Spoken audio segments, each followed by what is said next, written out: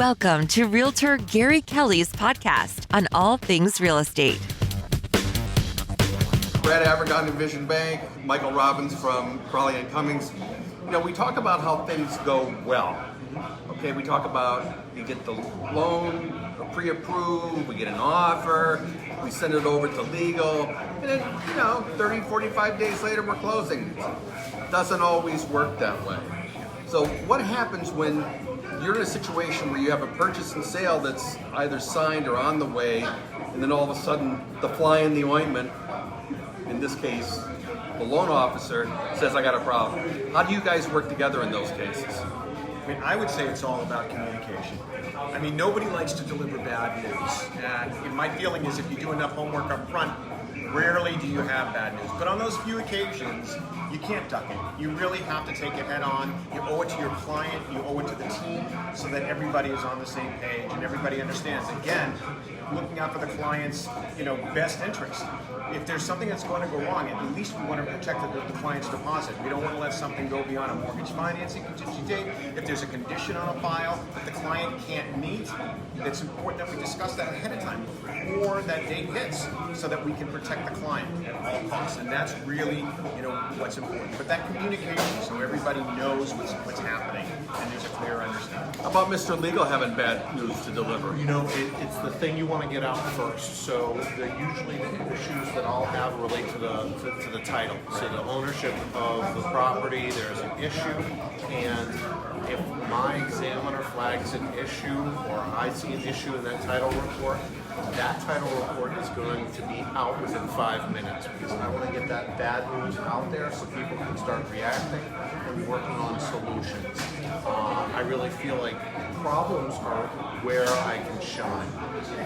I always say in my business, anybody can do easy. Oh, we're buying a house, purchase and sale, closing, everything went easy. Anyone can do easy. When things get tough, I'm able to roll my sleeves up, get to work. I've got almost 20 years of conveyancing experience.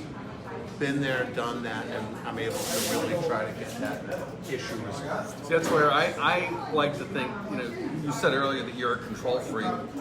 You may have a little bit of that going on as well, and I know I do. Sue's back there madly agreeing. Yes. The thing is this, you want things to come together, and for me, when there's a problem, it's a time to shine, it's a time to leverage the resources to help move that process forward. But Gary, about the control freak, you know how many agents I deal with, they get that listing, they're gone. I don't hear from them, they get that purchase and sale sign, they're done. They're off to their next deal, and I'll literally be at the closing and be like, where's this? What's going on with that? Where's this? I actually was accused by a loan officer once of staying too much in hand and helping my clients too much, and I kind of found that odd. I had two observations.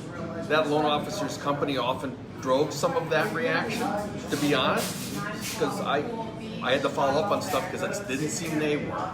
And the other thing is, I want my buyers, especially if they're first time, and even if someone that they don't buy every day, part of our job is to help them understand what they have to do and be there on time and bring your driver's license to the club. All of that stuff, part of our job in my mind. So you got to make it happen. And you also need to know where the loan is in its process. Buyers, there's a gap period from the time they sign that offer to the time they get to that closing table, and they want to know what's going on. I gave you my stuff, I gave you my documents, I gave you my W-2s. What's happening? This is what's happening. We're getting the title work back to make sure that the title is clean on the property that you're buying. You're not inheriting somebody else's problem. We're getting the appraisal back to make sure the property is worth what you're paying for it.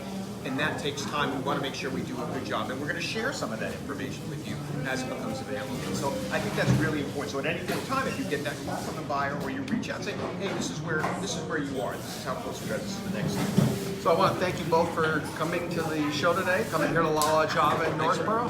Thank you all for sitting in and watching. Thank you.